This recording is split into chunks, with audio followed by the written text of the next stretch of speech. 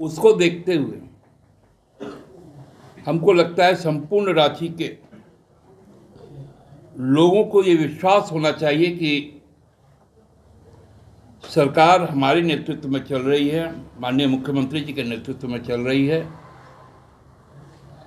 नगर विकास विभाग भी हमारा है। तो हम यदि नगर निगमों में या नगर पालिकाओं या परिषदों में यदि उसका संचालन करेंगे तो जो विकास और समृद्धि की जो गाड़ी है वो 4 चक्कों पर सरपट दौड़ेगी। मैं वाम जनवादी जितनी भी शक्तियां हैं उनसे भी यह आवेदन करने आया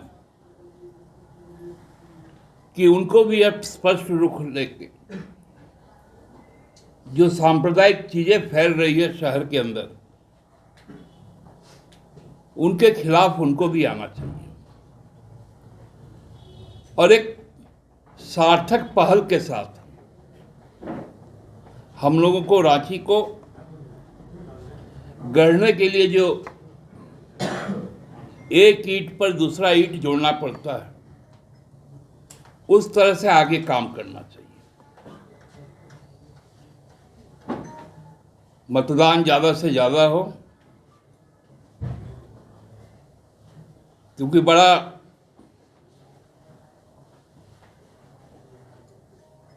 दुविधा वाली स्थिति हो जाती है कि जब हम अपेक्षाएं बहुत रखते हैं स्थानीय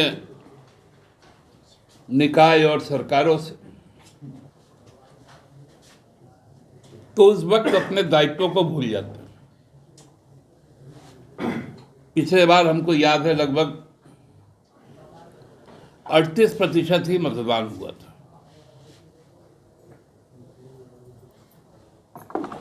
ये काफी चिंताजनक है।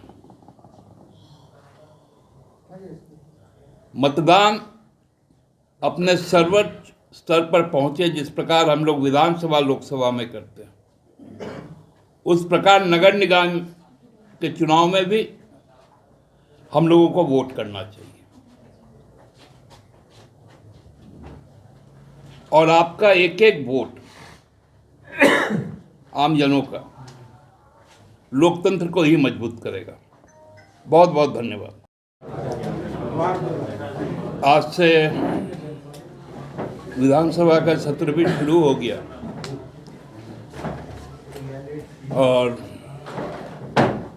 और ही मतलब हमको लगता है कि 5 दिन के बाद शहर की सरकार का भी चुना जाना अब तय है।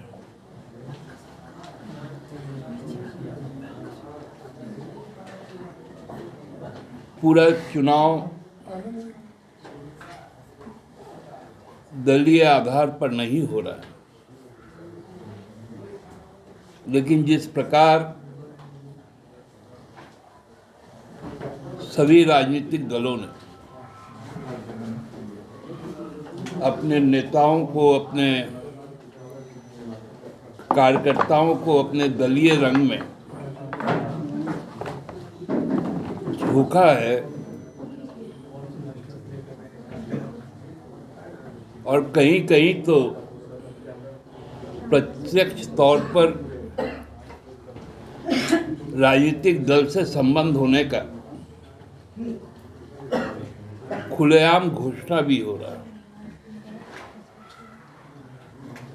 रांची के एक मेयर प्रत्याशी के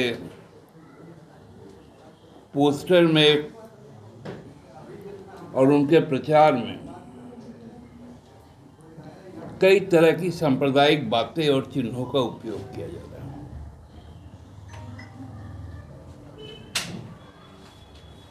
पार्टी के नेताओं के चेहरे तो हैं ही,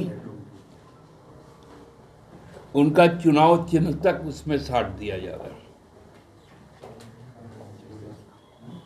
यह हमको लगता है कि बड़ा संयम से हम इस चीज को देख रहे थे और जब लगा कि अब ये संयम को तोड़ना चाहिए तो मैं भी अपने प्रिय दल के कार्यालय और झंडा बैनर के सामने आप लोगों के पास, मैं नहीं चाहता था